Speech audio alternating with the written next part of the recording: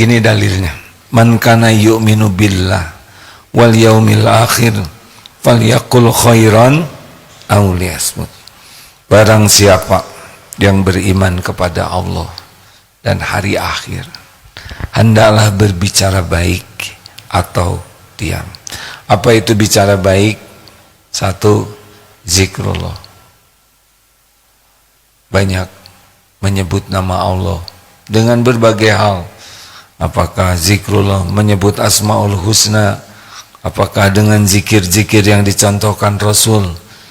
Apakah dengan banyak doa, banyak baca Quran, itu zikrullah? Atau kajian-kajian mengingatkan ke Allah, ini zikrullah. Dan yang kedua, bicara baik itu adalah amar ma'ruf nahi mungkar. Mengajak orang kepada kebaikan, mencegah orang dari perbuatan buruk. Ini perkataan yang dianjurkan sepanjang niatnya ikhlas. Jadi bukan sedikit banyak, tapi ini pada kebaikan atau tidak. Nah, kalau apa syaratnya supaya jadi baik? 3. Maaf, ini mengulang pelajaran yang lalu ya, karena banyak santri baru. Jadi syaratnya kalau mau bicara ada 3. 1, niat. Apa nih saya niat bicara ini? Supaya kelihatan pintar, supaya kelihatan hebat, supaya kelihatan serba tahu, mau pamer. Karena ada yang bicara niatnya itu hanya buat pamer. Pamer ilmu, pamer pengalaman, pamer ibadah. Ada yang bicara tidak niat untuk jadi pahala, tapi hanya ingin pujian dari kata-katanya. Kalau belum lurus niat, diam, aman. Daripada kita bicara tidak jadi pahala, buang waktu, apalagi bicara jadi dosa, jadi musibah. Selalu tanya, mau ngobrol, tanya niat. Biasanya pulang dari naik kendaraan, cerita, waduh tadi di jalan macet. Apa? Dia sudah sampai, apa perlunya cerita macet? Yang diajak cerita juga nggak akan pergi kemana-mana. Tahan. Atau ada teman yang mau pergi umroh, jangan lupa ya oleh-olehnya. Psst, apa itu? Nyusahin orang. Jadi beban buat beliau. Gak usah bicara. Caranya kasih uang, sudah cukup.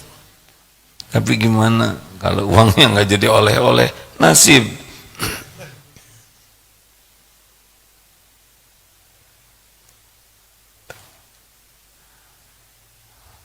Jangan sembarang bicara, jangan juga sembarang ditanya.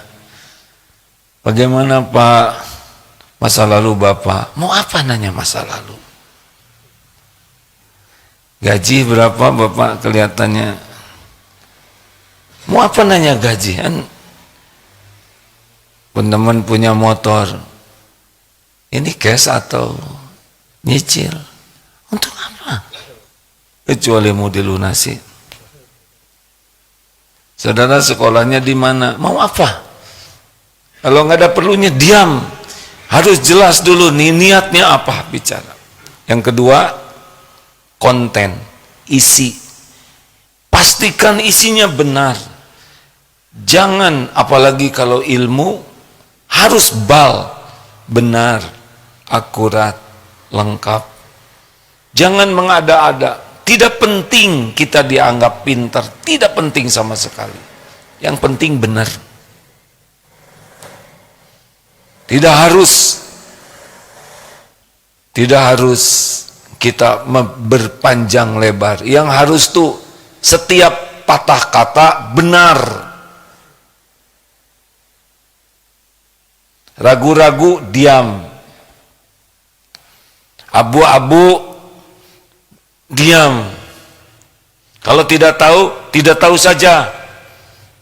Tidak harus kita menjawab semua pertanyaan. Malah ulama besar itu kalau ditanya lebih banyak tidak tahunya, padahal ilmunya luar biasa. Kita tidak ada yang nanya, malah menjelaskan.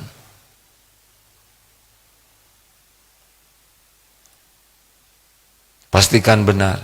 Biasanya kalau bicara itu dua cirinya, ilmu dan yang kedua berita. Tidak jauh, cuman itu. Kalau ilmu pastikan benarnya, kalau berita juga benar. Namanya bal, Pak, kalau di pesantren. Apa bal? Benar, akurat, lengkap. 3, apa yang ketiga? Dampak. Kita harus pastikan apa nih dampak dari perkataan ini. Pahala atau dosa? Orang jadi bahagia atau jadi sengsara? Orang jadi semangat atau jadi patah semangat? Orang jadi tergerak atau malah jadi diam? Setiap perkataan berdampak, tidak hanya bagi diri tapi bagi orang lain, tidak hanya bagi dunia tapi bagi akhirat. Pastikan apa nih dampaknya, karena ada celetak-celetuk. Cukup satu patah kata, tapi dampaknya bisa putus silaturahim. Hati-hati, maka orang yang paling mudah celetak-celetuk, itu paling mudah bermasalah dalam hidupnya. Asal tahu saja rekan-rekan, setan itu tidak pernah berhenti membisiki kita untuk bicara yang bisa jadi dosa. Minimal untuk membuat kita bicara sia-sia. Akan selalu dibisiki, ada ide saja untuk celetak-celetuk. Orang yang mudah celetak-celetuk sembarangan, itu sebetulnya orang yang rentan diperbudak setan. Bisa putus silaturahim, bisa jadi musuh, bisa jadi rusak suasana. Sedang enak-enak, celetuk satu patah kata, bisa rusak suasana. Hati-hati, tahan, sampai kita yakin kalau kita bicara manfaat, berpahala. Satu apa?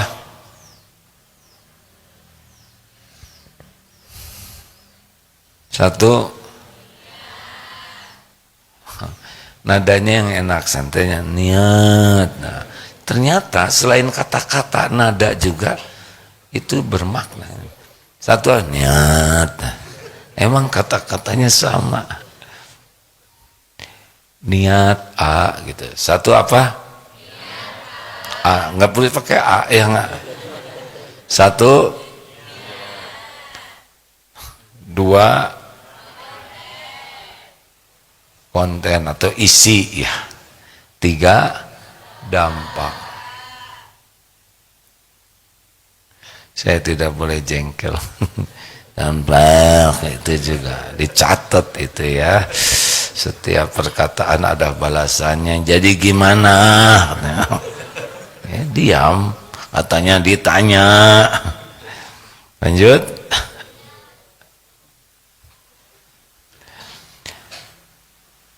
Ada 4 ciri kualitas seseorang dari perkataannya.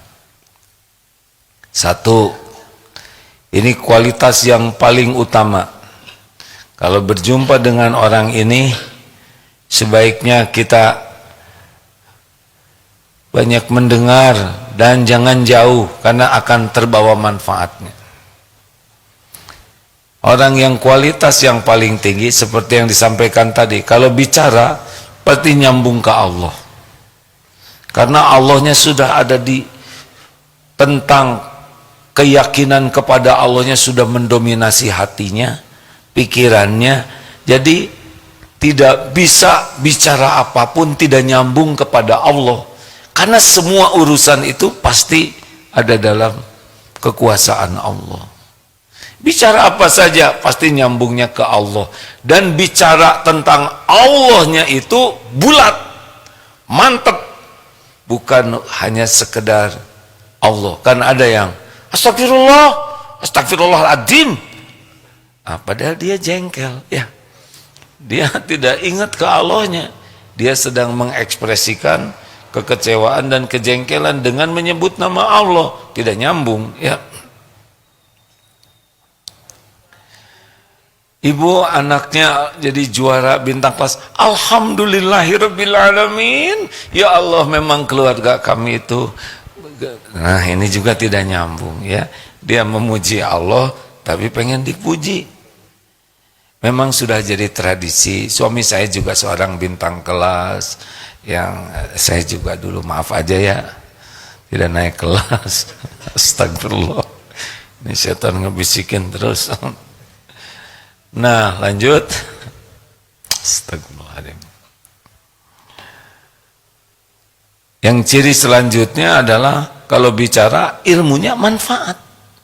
Jadi kalau bertemu dengan orang ini bicara, selain kita jadi ingat Allah, kita jadi nambah ilmu.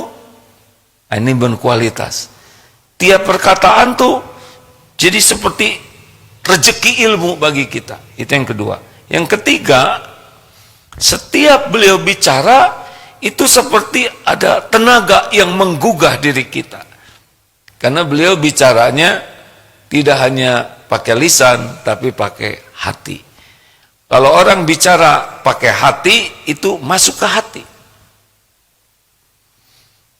Tidak ada rekayasa kata-kata, tapi setiap kata-kata benar-benar niatnya ikhlas, sehingga kalau kita jumpa dengan orang berkualitas, kata-katanya itu punya daya gugah, daya ubah yang membuat kita tergerak. Tadi pengetahuan, tapi menyentuh hati. Dan yang keempat, cirinya adalah solusi. Jadi kalau bicara, tidak sibuk dengan mempermasalahkan masalah, tapi sibuk menjadi solusi atas masalah. Akhwat, santri, kalau nanti ketemu calon suami seperti ini, sebaiknya nggak usah terlalu banyak berpikir. Tapi masalahnya dia mau atau tidak, itu aja yang astagfirullah. Kan ada yang mau nikah itu bukan kita mau sama dia, ya kan? Betul, Pak? Dua, ciri yang kedua, tadi orang yang utama, Pak. Yang kedua, ini orang biasa-biasa. Pada umumnya, kalau bicara ada cirinya. Cirinya adalah sibuk cerita peristiwa. Biasanya orang seperti ini, tiap lihat sesuatu, dengar sesuatu, kemudian dia ceritakan. Kalau ada imannya, cerita itu naik jadi ingat ke Allah, cerita itu jadi ada ilmu, cerita itu jadi ada hikmah, cerita itu jadi solusi. Kalau orang kurang iman, buang waktu. Segala diceritakan. Memang dia tidak menghina, dia tidak mengeluh, tapi dia buang waktu. Padahal waktu itu modal kita. Ngobrol tuh makan waktu loh, Pak. Tidak ada ngobrol yang tidak makan waktu. Makanya suka dianjurkan, di sini tidak ada yang ngobrol. Ibu-ibu kalau pengajian, kalau mau ngobrol tanya dulu sama yang diajak ngobrol. Bu, boleh saya ngobrol? Gitu. Karena yang diajak ngobrol ini sedang fokus belajar. Dengar ilmu yang manfaat, ilmu menuntut ilmu wajib. Ini ngajak ngobrol. Dia mencuri waktu. Alhamdulillah, santri tidak ada yang ngobrol. Karena sedang tidur menjawab. Sok lah, tenang we santri, saya mah tidak akan jengkel. Lihat aja nanti di rapot ya. Astagfirullah. Ganggu aja santri. Nomor berapa? 2. Yang nomor 3 namanya orang rendahan. Utama, biasa, rendahan. Jadi kalau orang segala diobrolin nih ciri-ciri kualitasnya kurang. Nah kalau ini ciri-ciri kualitasnya jelek. Siapa orang yang rendahan? Tidak jauh. Kalau bicara itu pasti tidak enak didengar. Mengeluh, mencela, ngerasulo. Tahu ngerasulo? Ngerasula, gak ridho dengan keadaan, buruk sangka, menghina. Pokoknya sekali keluar sesuatu dari mulutnya jadi tidak enak. Kenapa? Tahu kenapa? Karena hatinya banyak penyakit, sombong, ujub, iri dengki, ria. Di sini tidak enak. Kalau di sini tidak enak, maka kata-kata yang keluar tidak akan enak didengar. Juga raut mukanya tidak enak dilihat. Nadanya juga tidak enak. Nada itu menentukan. Contoh, monyet. Nggak ada yang tersinggung kan? Sekarang ganti nada, monyet. Kata-katanya sama, tapi efeknya beda. Benar? Ini contoh lama. Misalkan dalam peperangan, serbu! Semangat tidak?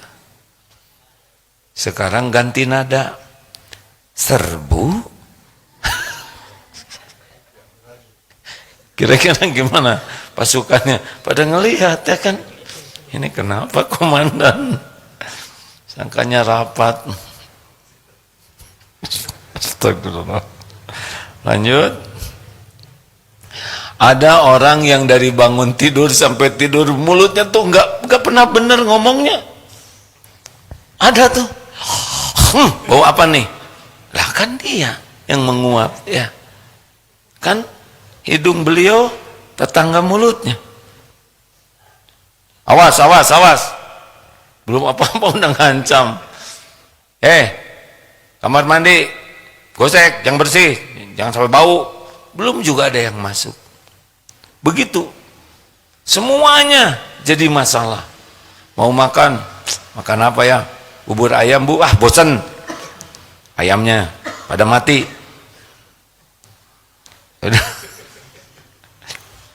Nasi uduk, sekarang nasi uduk.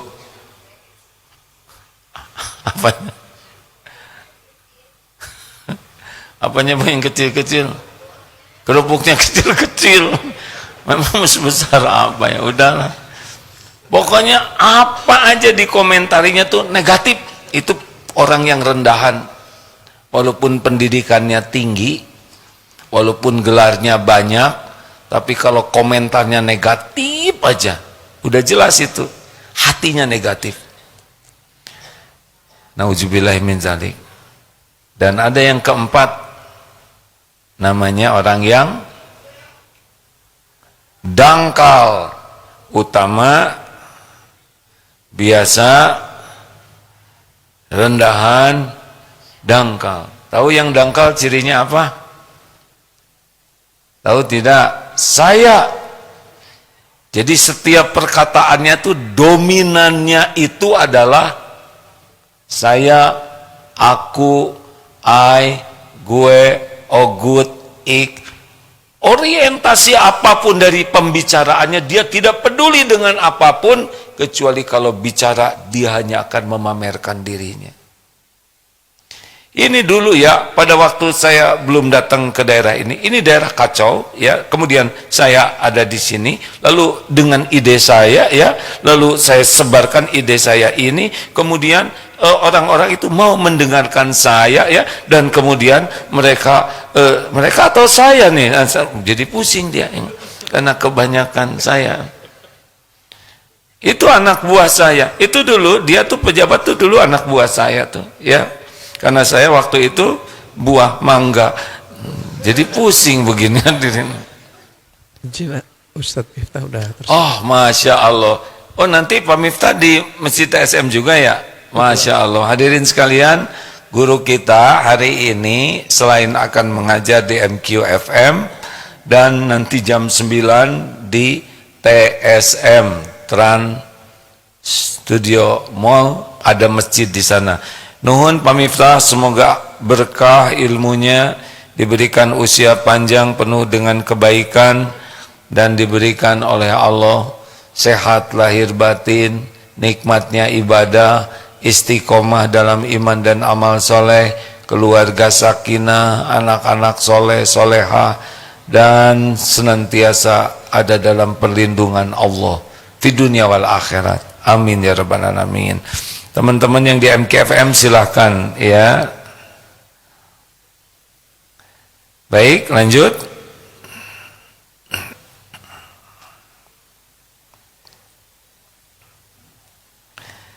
Maaf ya. Jadi juga di besok hari Ahad ya Pak Miftah Farid di Masjid Rahmatan lil Alamin. Oh maaf Pak, salah informasi. Di Masjid Rahmatan lil Alamin, kalau di Ustadz Mega ya.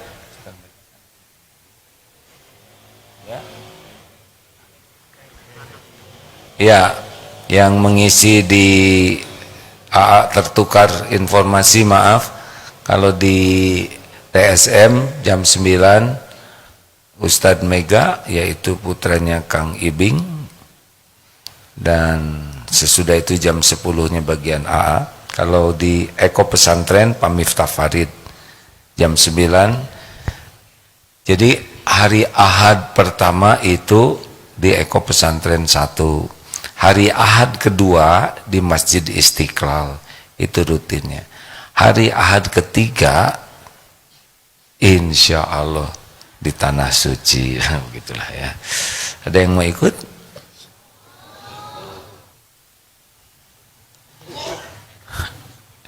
Insya Allah ya. Baik, udah 4 ya tadi ya. 1, apa ciri yang utama? Allah, ilmu yang manfaat, hikmah yang menggugah, solusi. Orang yang biasa cirinya apa? Peristiwa. Banyak sia-sianya, rugi, kecuali kalau ngangkat ke atas jadi bagus. Yang ketiga, orang yang rendahan. Apa cirinya? Negatif, perkataannya tidak ada yang enak didengar. Yang keempat, dangkal.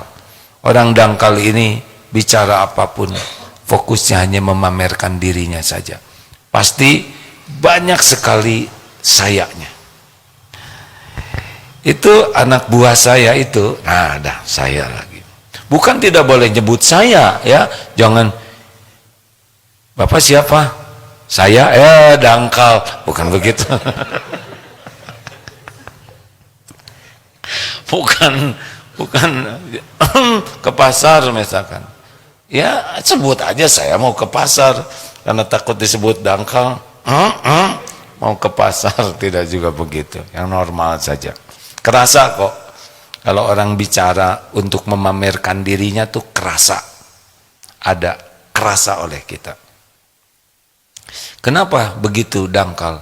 Karena dia kesibukannya itu ingin mengekspos dirinya saja, ilmunya, kedudukannya, hartanya, jabatannya, gelarnya. Bukan tidak boleh, ada kalanya diperlukan, tetapi kalau sudah dominan ya. Masih ingat perumpamaan yang dulu itu, saya belum nyari lagi. Itu kucing lucu ya, bulunya panjang seperti singa. Saya pernah ke Singapura, nggak nyambung, hadirin, dari kucing jadi pengumuman. Iya, orang suka dicantel-cantelkan. Misalkan lihat celengan, celengan kan macam-macam. Ada yang kucing-kucingan, ada yang bukan kucing-kucingan, celengan kucing, ada juga yang gajah-gajahan. Ini celengan modelnya macam-macam ya. Ini celengan seperti celengan gajah. Udah tahu nggak gajah itu lambangnya apa? ITB. Kan suami saya lulusan ITB, keluarlah yang. Jadi dari celengan juga keluar itu. Apa aja? Lihat potret, ada gambar Ka'bah. Ini potret zaman dulu, yang sekarang nggak kayak gini. Kemarin kan waktu saya umroh keluar ya. Apa aja keluar? Apa aja nanti dia akan mengeluarkan dirinya. Saudara ke sekolah di mana? Oh, saya S1 atau S2? Saya SMA. Oh ya, terus semangat ya. Karena waktu saya pendidikan S2 dan S3 keluar. Anak ibu berapa juz apalnya? 15 juz. Oh, tingkatkan terus Bu. Karena waktu anak saya 30 juz keluar juga itu ya. Jadi nanya apapun sebetulnya cari input untuk mengeluarkan simpenan dia. Jadi dia mah nggak ada pedulinya orang lain apa untung atau tidak. Kepedulian dia cuma satu, pamer dirinya. Ini orang yang paling dangkal. Kata teori begitu. Baik, apa sih keuntungannya nggak banyak bicara? Nih, ringkas ya. Satu, orang yang tidak banyak bicara aman, tidak bikin dosa. Hati-hati ngobrol tuh pidosaeun hadirin. Apalagi tukang celetak-celetuk, orang yang banyak komentar, dia akan banyak masalah. Yang kedua, orang yang tidak banyak bicara tuh tenang. Orang yang banyak bicara kecenderungannya tidak bahagia, tidak tenang hidupnya. Karena dia sangat rentan dengan berbuat dosa. Ria, ujub, bohong, ditambah-tambah, nyakitin orang, gibah, tidak gampang sama sekali. Ngobrol itu sangat tidak gampang. Sok tahu, sok pinter, meremehkan, ngejek, menghina, memanggil dengan gelaran buruk. Tidak gampang sama sekali bicara itu, Pak.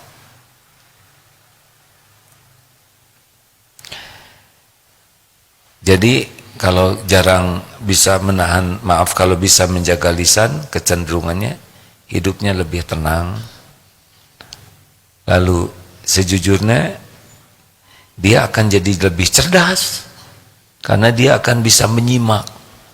Coba aja sekarang ceramah, kemudian saudara juga bicara, tapi minimal ngomong sendiri, gak masuk ilmu ini, benar? Makanya orang-orang yang tidak banyak bicara dan menyimak itu terupgrade terus dirinya tuh. Tapi datang ke majelis taklim ngobrol gak dapat ilmu, enggak. Selain tidak dapat pahala juga. Apalagi selain lebih cerdas, lebih smart, orang yang bicaranya terbatas, hubungan sosialnya juga akan lebih disukai. Karena dia tidak menyakiti siapapun, tidak meremehkan siapapun. Pendiam itu, maaf ya, jarang jadi masalah. Yang banyak masalah itu yang banyak bicara. Ini lagi banyak bicara. Harus ekstra hati-hati. Kalau tidak, hampir aja nyebut fufu fafa.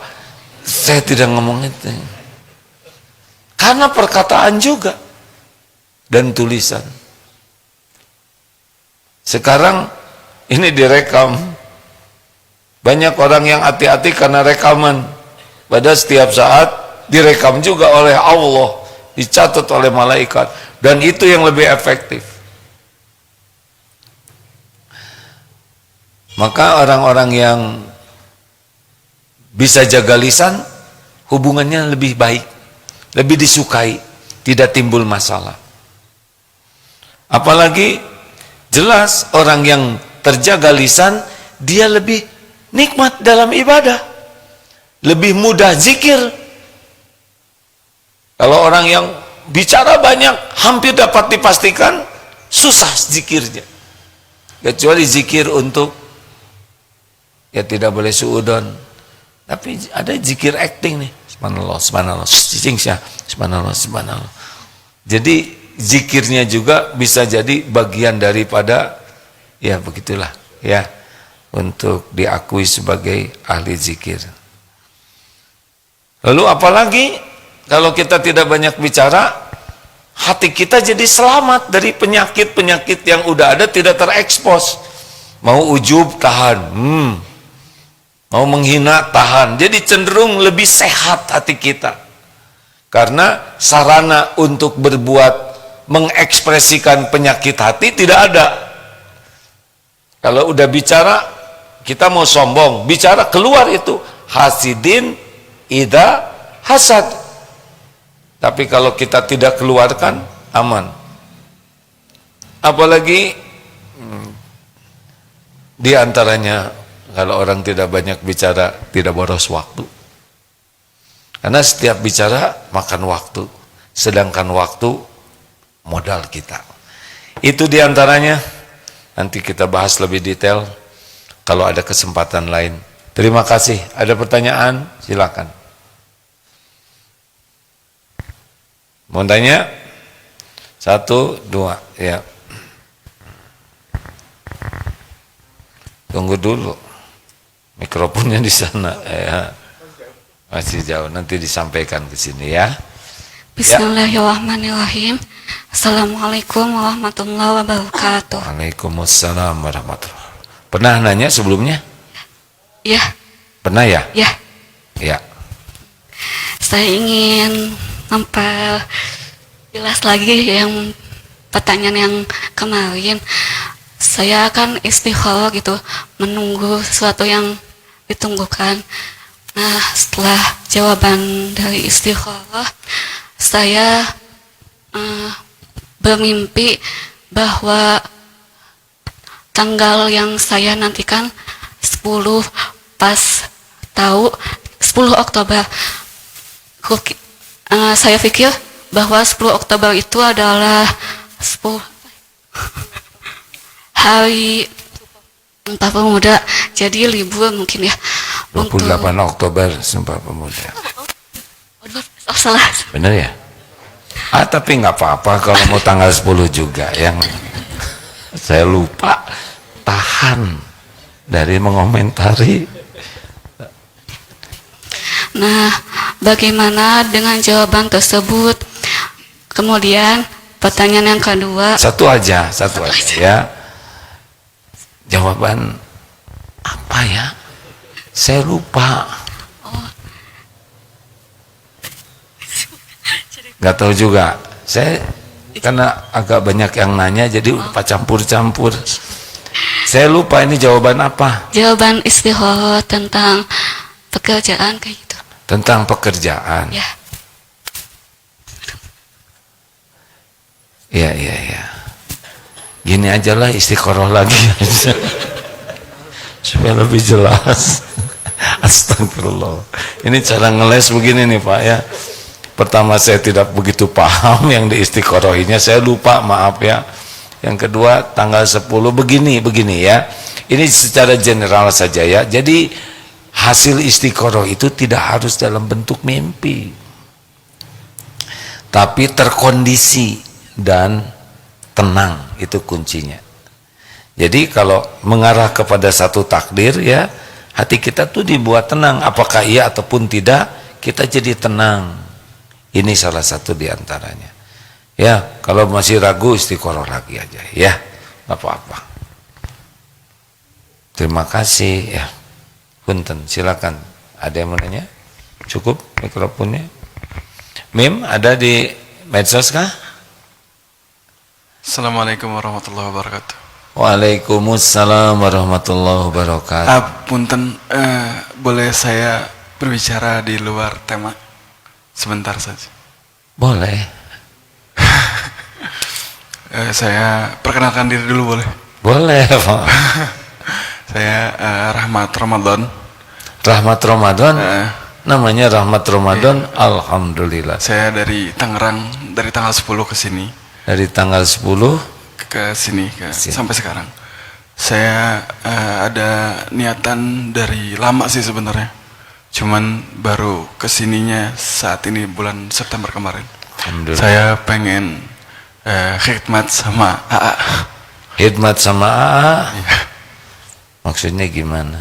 Eh, ya pengen, ya AA mau nugasin saya jadi apa juga nggak apa-apa gitu. Oh ya, terima kasih sebelumnya ya. Si itu aja, Itu aja. itu aja. Oh, alhamdulillah. Rahmat dari Tangerang. Tangerang. Sudah dari tanggal 10 di sini? Iya.